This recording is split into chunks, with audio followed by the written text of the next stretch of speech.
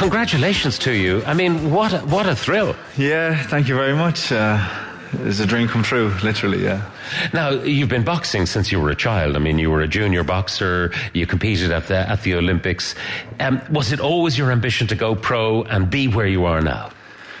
Not like when I started out, I just wanted to box, and that's what gave me enjoyment. But as the years went by, it became a reality. Like, I realised it was something that I could possibly do professionally, and I turned professional in 2006, and since that day, it's always been my goal to be world champion. And now the Sports Council were willing to keep funding you to get you to the Beijing Olympics, weren't they? Yeah, they were very good to me after the Athens Olympics, and offered me, gave me all the incentives as the amateur. But sometimes you just got to follow your heart, and that's what I did. And thankfully, after many years, it's worked out for me. Yeah.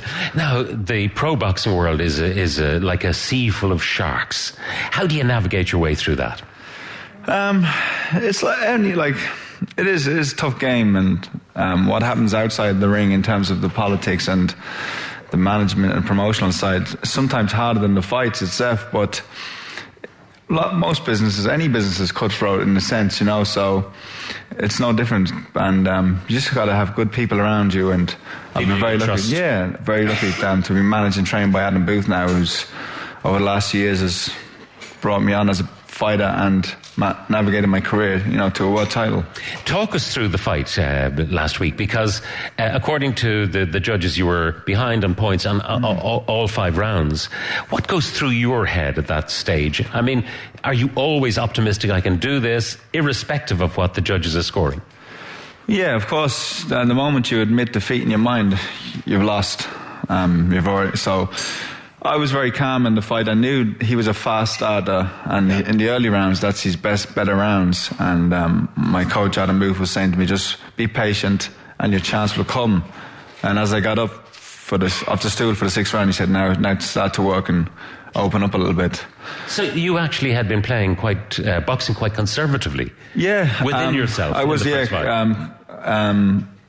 I've seen a pattern in all of these fights that towards the last 6 or 7 rounds he would tire quite noticeably. And so if Adam said, if you're down after the first 4 or 5 rounds, don't worry about it, because as long as you maintain and compete with him up to that stage, you'll have your chance in the second half of the fight. Do you remember anything about the punch that did for him? He didn't go down totally at that stage. There was another flurry from you before the ref stepped in. But do you remember thinking, this is the one, or is it so instinctive that it just flies? Yeah, it's so instinctive. You practice it every day, and by the time you do it, it's second nature, and I realised I'd hurt him, and then I just pounced on him and threw everything I could, just to hoping that the referee would step in and stop the fight. And which the ref did. Yeah, I could see the referee in my peripheral vision, and I was throwing every punch that I could throw, and hoping that he would step in. So when he did, it was as much relief as it was joy. Yeah. Were you surprised that he stayed up as long as he did? Yeah, he'd never, as you said, he was undefeated, and he'd never really been in that situation. He'd beaten everybody up to that point pretty handily. He was, really impressive, and so he didn't know how to react when he got hurt. An experienced fighter would maybe take a knee or hold on or clinch or do something to waste time, but because he'd never been in that position, it was to my benefit, really, Because if someone gets hurt like that, they try to just hold on until the bell. Everything, you got to do, it's really spit your gum shield out. Do anything you can just to get a few more seconds. So the ref has to stop things. If your gum shield goes out, the ref has to pause. Say stop, yeah. So everyone goes, you're into a neutral corner, and that happens. When it finally sunk in, this guy, the fight has been stopped, this guy's been beaten. I am the WBO Middleweight Champion of the world. What was that like? It's still sinking in, but it's a great feeling, and it's much, like I said, it's relief, and it's just satisfaction that after many years of trying, you finally do something that you've always wanted and set out to do. And had I lost that fight, or had I fought on and never become world champion, I would always feel like unsatisfied or unfulfilled. So now, I have, it's contentment, and I'll always, no one will ever take it away from me as long as I live. You have been there. You have been, in 2014, the WBO Middleweight Champion of the world. No one can ever take that back. Yeah, it sounds good. It sounds good. Now, in terms of the power politics within the game, when you're the champ, does everything change? In a sense, yeah, you kind of have more control over everything, and you can kind of call the shots, so to speak.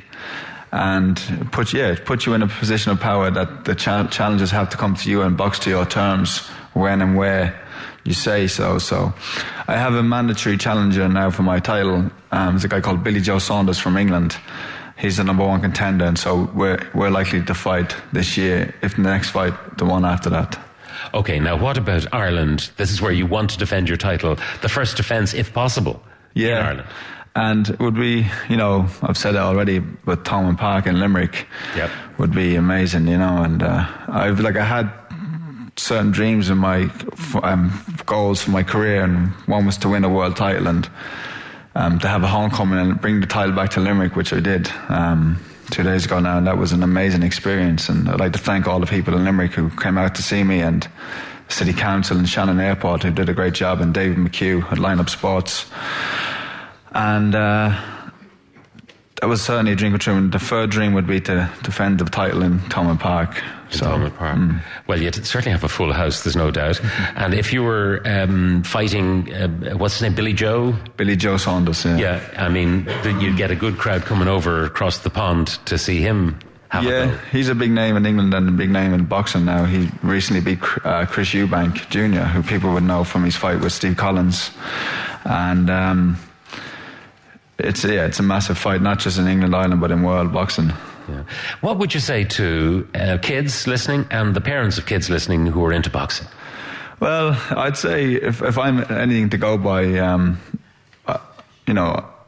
if I can be any inspiration, it's that any kid from Ireland can do it. There was nothing special about me. I worked hard and always believed in myself and just followed my goal. And as I've said, the life of a boxer is full of disappointments, but if you keep working hard every day and don't lose sight of what you want to do, eventually good things will happen. And I suppose the funny thing is that the kids that you were boxing against as a kid in the internationals, you actually come across some of them in the pro game later on, so you kind of already know them. Yeah. I never met Korobov now. I never fought him as an amateur, but a lot of the guys who I've faced and I still keep in touch with, they're throughout boxing it's a great outlet for kids, teaches them discipline, and it's a social outlet, and you make friends for life. And I'd encourage any young boy or girl to go into boxing. Now, are you able to enjoy Christmas off training for a little while, eat what you like, drink what you like, and then the hard work begins? Yeah, it's perfect time. It was perfect time of the year to win the fight, and now I can relax. And I think my next fight could be at light heavyweight after Christmas. Well, Andy Lee, look, thank you very much for joining us this morning. And once again, congratulations on being the WBO Middleweight Champion of the World. Andy Lee. Thank you.